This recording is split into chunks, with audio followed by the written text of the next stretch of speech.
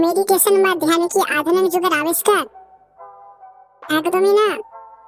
আজ থেকে 500 বছর আগে যখন সভ্যতা কেবল গড়ে উঠেছে, মানুষ তখন থেকেই নিজের মনকে শান্ত করার এই গোপন কৌশল জানত।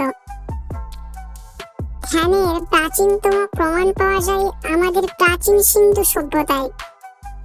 প্রত্নতাত্ত্বিকরা সেখানে এমন কিছু পাথরের শিলমোহর খুঁজে পেয়েছেন যেখানে যোগ ব্যায়ামের মুদ্রায় বসে থাকার ছবি খোদাই করা আছে।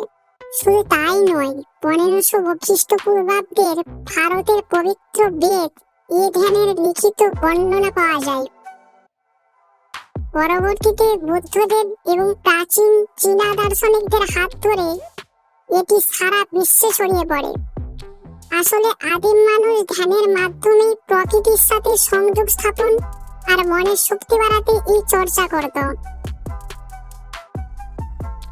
আজ আমরা বিজ্ঞানের যুগে বাস করলেও মনের শান্তির জন্য সেই 5000 বছর পুরনো পদ্ধতি কিন্তু সেরা। আপনি কি কখনো মেডিটেশন করার চেষ্টা করেছেন?